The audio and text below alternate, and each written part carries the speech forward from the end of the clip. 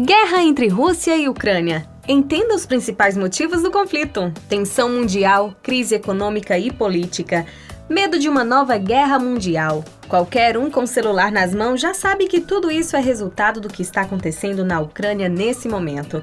Mas se você é uma dessas pessoas que não quer saber nada a respeito ou que está cometendo o grave erro de achar que o conflito na Ucrânia não tem nada a ver com sua vida, para tudo o que você está fazendo e presta muita atenção no que eu tenho para te dizer. Nesse vídeo, eu vou te explicar tudo o que você precisa saber sobre a guerra entre Rússia e Ucrânia, os motivos reais por trás dos ataques e como isso pode ser péssimo para a sua vida.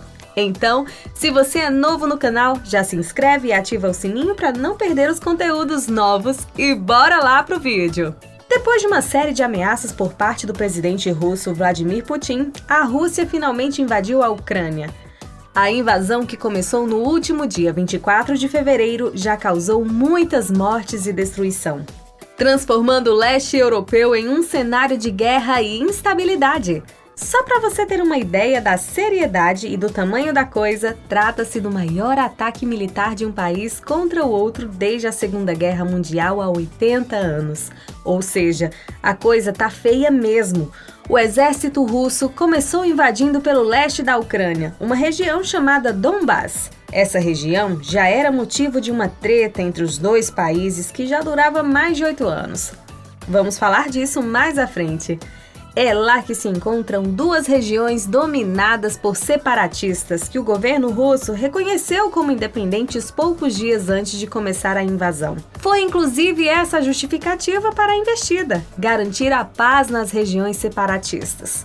Primeiro, se achava que a intenção da Rússia era apenas tomar a região de Donbass, mas logo ficou claro que o buraco era bem mais embaixo e que o objetivo real de Putin era atacar todo o território ucraniano. As tropas russas que invadiram por mar e terra bombardearam a capital, Kiev, e em seguida várias outras grandes cidades.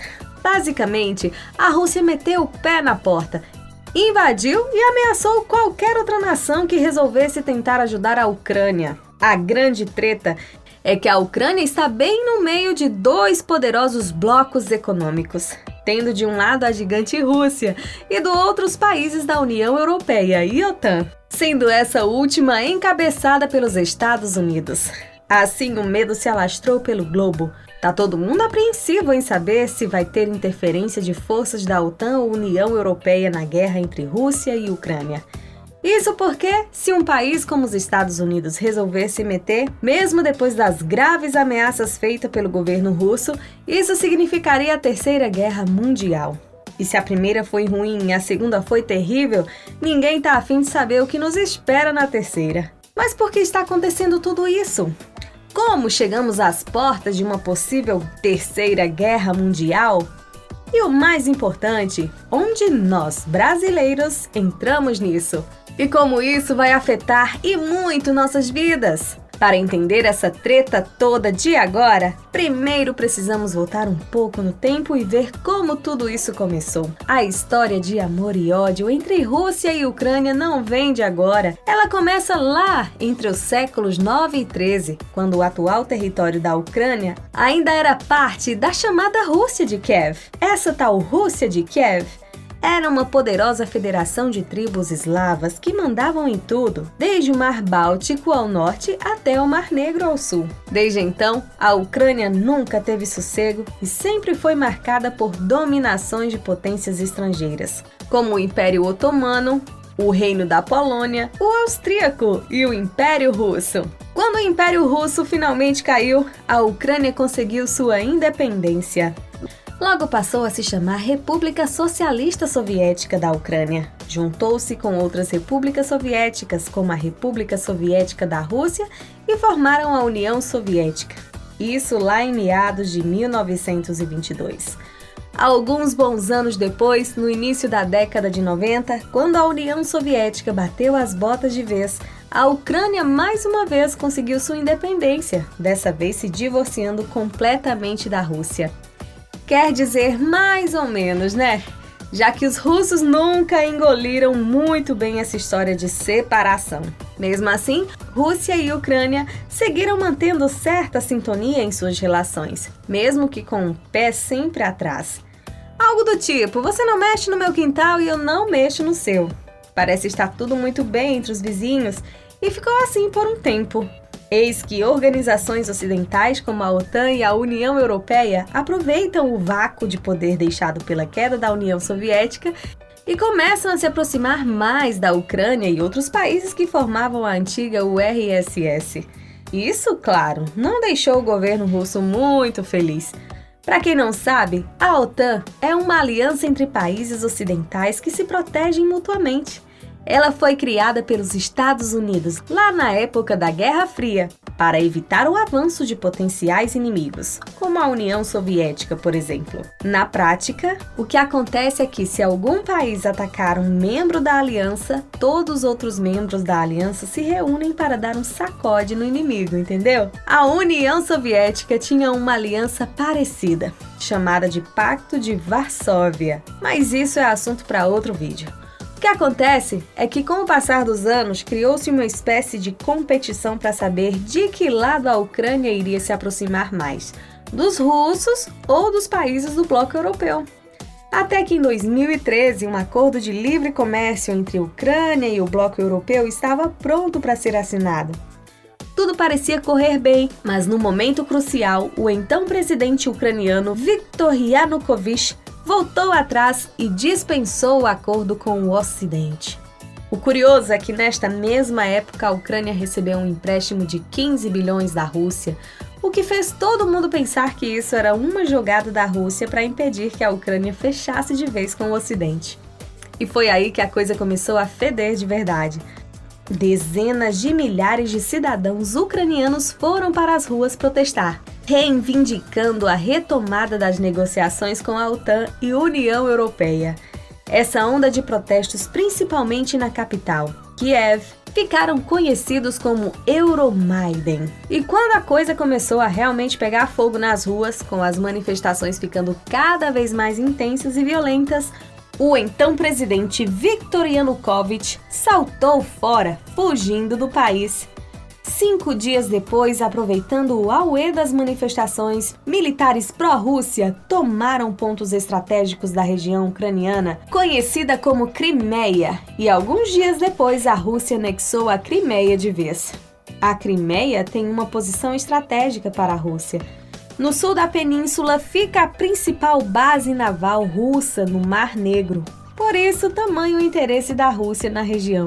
Um mês depois do quebra-pau na Crimeia, tropas pró-Rússia tomaram várias localidades no leste da Ucrânia, na bacia de Donbás, o que deu início a um confronto armado entre os exércitos ucraniano e os separatistas. No dia 11 de maio de 2014, os rebeldes declararam independentes 2 áreas invadidas, as quais passaram a chamar de repúblicas populares de Donetsk e Luhansk, o que deu a maior confusão na comunidade internacional que até hoje não reconhece elas como legítimas. Desde o início da chamada Guerra de Donbás, a OTAN tem acusado a Rússia de apoiar militarmente os rebeldes separatistas. Várias tentativas de cessar fogo foram tentadas, mas nada deu certo e a guerra no leste da Ucrânia se arrastou por mais de 8 anos, ceifando milhares de vidas. A gota d'água mesmo veio esse ano, quando a OTAN mostrou a intenção de realmente tornar a Ucrânia membro da aliança, colocando tropas nas fronteiras do país. Aí Putin resolveu chutar o balde. Colocou suas tropas na fronteira com a Ucrânia, primeiro dizendo não passar de exercícios militares. Mas a verdade é que o mundo todo já estava ciente do pulo do gato da Rússia. Então, 2 dias depois de reconhecer como legítimas as regiões de Donetsk e Luhansk, tomados pelos separatistas, a Rússia finalmente invadiu a Ucrânia. E o resto é isso que você está vendo na TV. Acho que deu para entender tudo até aqui, certo? Mas você ainda deve estar se perguntando: e onde eu entro nessa história? Relaxa que você já vai entender. Então já aproveita e dá aquele like e se inscreve se ainda não fez isso, ok? Bora continuar? Resumindo para você entender, existem diversos fatores que culminaram na guerra na Ucrânia. São eles: 1. Os laços étnicos e culturais entre Rússia e Ucrânia, que vêm desde sua criação. Especialmente no leste, a maioria da população fala russo, uma característica usada como argumento por quem apoia a tomada do território pela Rússia. 2. Estados Unidos e União Europeia sempre enxergaram a Ucrânia como um potencial aliado militar por conta de sua posição estratégica, que é justamente o que sempre preocupou o governo russo. 3. A questão econômica também é outro fator importante. A região de Donbás é uma grande produtora de carvão e gás natural, gás esse que abastece boa parte da Europa. 4.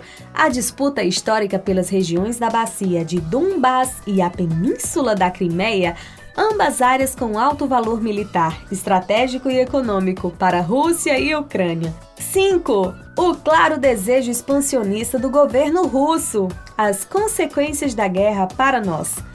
É no mínimo ingenuidade achar que a guerra da Ucrânia é um assunto distante sem importância e que os acontecimentos no leste europeu não vão mudar em nada sua vida. Olha, sinto lhe informar que não é bem assim. As consequências econômicas do conflito entre Ucrânia e Rússia reverberam pelo mundo todo e o Brasil não está isento disso. A Rússia é o terceiro maior produtor e o segundo maior importador de petróleo do mundo. Em um conflito grande como esse envolvendo países soviéticos, poderia haver diminuição ou até rompimento na distribuição do ouro negro. E nós sabemos o que acontece quando a demanda é maior que a oferta. Os preços disparam. Isso significa que os resultados disso seriam sentidos nas bombas de combustíveis do mundo todo. Tá achando a gasolina cara? Pois é, ela pode subir ainda mais. Uma possível alta no petróleo impacta todos os setores de nossa economia, gerando alta em diversos produtos de nosso dia a dia, como alimentação e transporte, por exemplo. A verdade é que se o combustível sobe, tudo sobe junto. E por falar em alimento, você sabia que até nosso pãozinho de todas as manhãs pode ficar mais caro por conta da guerra na Ucrânia? Pois é, a maior parte de nossa importação de fertilizantes vem da Rússia. Se por conta do conflito essa distribuição do insumo for interrompida, todo o nosso setor de agronegócio vai sentir o impacto. Isso aumentaria o preço de matérias-primas, como o trigo, jogando o preço de seus derivados como pão e macarrão lá nas alturas. Esses são apenas uns exemplos de como a guerra que está acontecendo lá no continente europeu pode sim nos afetar aqui.